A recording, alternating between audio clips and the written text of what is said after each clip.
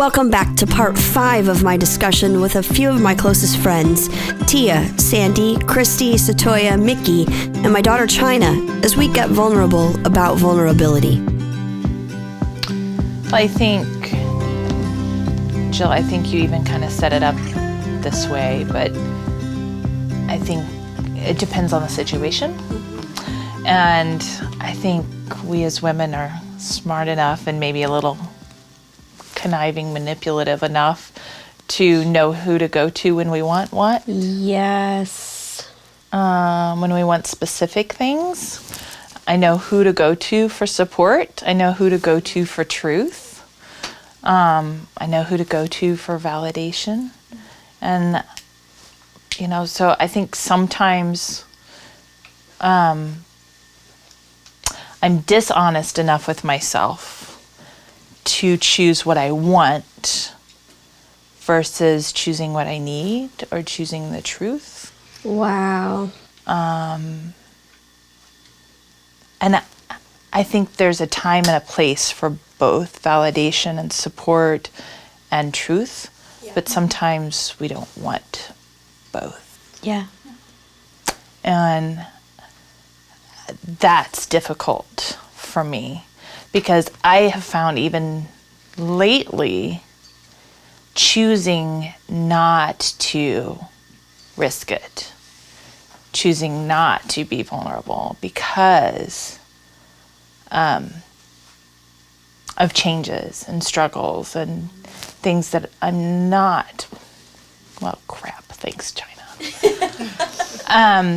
that I'm not willing to risk yet with new people. Maybe feeling that would almost be walking out of old relationships and having to create new ones and not necessarily wanting to, but knowing I need to. Yeah.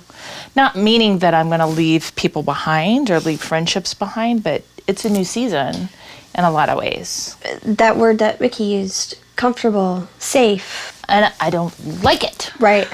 It's out of your comfort zone. It's totally out of my comfort zone because I have my people, I have my girls, and I don't want to find new girls. Yeah. I need to find new women in this new season that I'm walking into, and trying to find that balance of how do you balance the old friendships, the lasting ones, with trying to create new ones. So, and who to go to for what, but needing to be vulnerable in new relationships as well. So that's a lot of words for.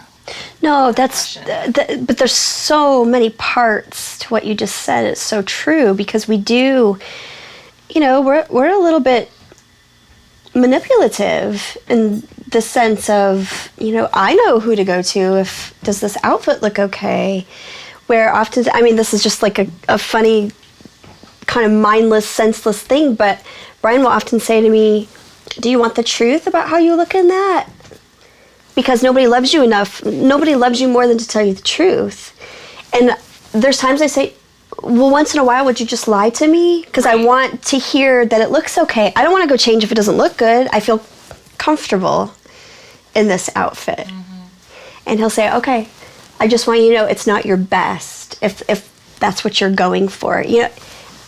But in that moment, I don't appreciate the truth that he's saying to me when he's like, I just thought you would want to know. I'm like, just lie to me sometimes. Oh, shut up. Try again. Start over. But what if your best friend did that to you? Right. It's like, I don't want to bring out Real Housewives of Spring Hill, Tennessee here, but, like, how often do we welcome that? Does this look okay? Does this make my butt look big? Yeah, it actually does. Who wants to be on that end of it? Though, you really took my answer, like almost completely. But I was thinking about when you go to somebody that's very predictable, okay? So I know Sandy's a safe place. I'm going to go to her because I know she's going to listen. I'm going to be heard. At some point, she's probably going to validate my feelings. And many other things that Sandy gives me as a friend. Am I really being vulnerable? If there's no risk involved for me, is it truly vulnerability? I think sometimes we should just give ourselves permission to go to the place that's safe, that's comfortable, because we just need to feel that way in that moment. But I would challenge myself if that's true vulnerability. Why? Because there's really no risk for me in that. I know what to expect of Sandy. Now, there may be somebody else, like you're saying, you're creating some new friendships, or maybe there's even somebody, I'll just be completely vulnerable. Jill is a truth speaker in my life. There are times I don't go to you with things because I don't want to know the truth. And see, I totally feel challenged in that because I feel the same way, being on the opposite end of it. Like, I know that I'm a safe place because I have the capacity and just the nurturing, compassionate. I've always wanted to be that safe place for people. And I struggle with complete honesty. And I think I have the ability to discern when people need safety and need truth. And so, and I know that people come to me for that. But sometimes I still feel like it's such a huge risk for me to tell truth, because what are you going to think of me if the truth really hurts? So in that situation, it's almost like you have to be as vulnerable. It is so vulnerable for me to risk it and to be completely honest versus being the safety. Can it feel very confrontational? Oh, I hate confrontation, yes. Most women do. So I get phone calls and it's like, I'm going into this meeting, will you please pray for me? And I'm like, girl, just get through a couple of them and you'll be good. A couple of face-to-faces, it doesn't get any easier for some people though. Yeah. We hate it. Yeah. I can remember the first time, that your mouth gets all salivaed and my hands were sweaty, my heart, I just was like, there was nothing in me that wanted to do it. Like, almost had to make myself go, and it wasn't half as bad as what I had anticipated in my mind it being, but that assumption of it being so god awful. I think what you just said is huge because it does require as much vulnerability on your end as it would on your end. Yeah, to be the honest. Yeah. And I think too that in an ideal setting, when I'm at my best, okay, when I'm really giving myself over to vulnerability, I think what I really want, back to the original question, what do you want from someone when you work up the courage to be vulnerable with them? What I really want, and you mentioned I'm not even honest with myself a lot of the time. What I want, so if I come to you completely vulnerable, laying my heart bare, I want truth. It's not so much that I'm saying, I want to know what you think of me, or I want to know that I'm valid to you, or I want to know, like, you think I'm okay, or I'm good, or I'm right. Yeah. I want you to help me know myself. That's good. I want you to help me work through this process because really, I don't think I'm good. I don't think I'm right. I don't think I'm enough.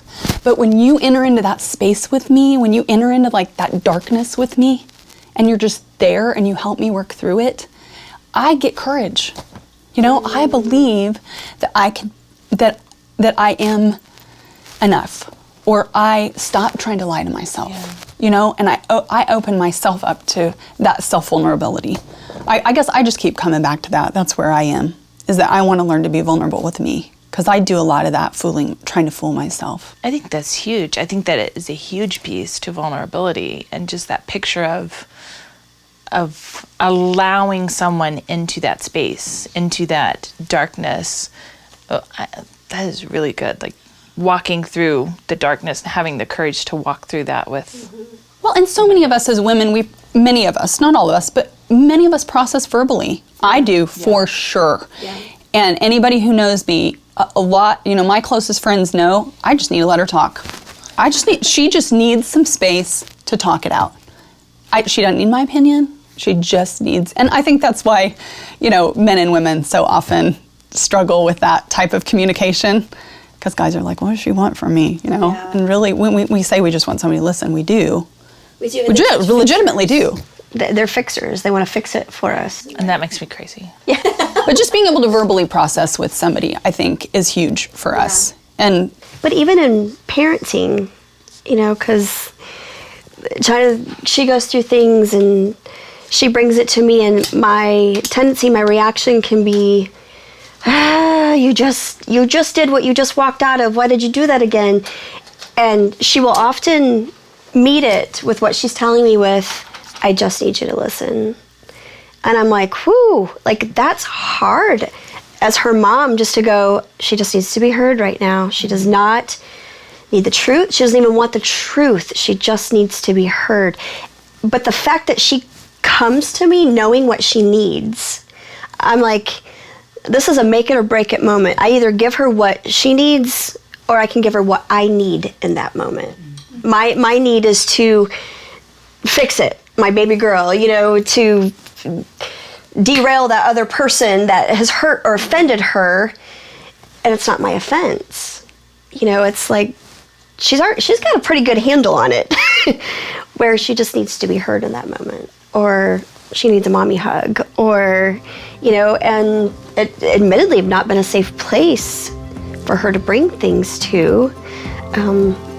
It's like I could be a really great place for my friends, and not so great for my husband or kids at times.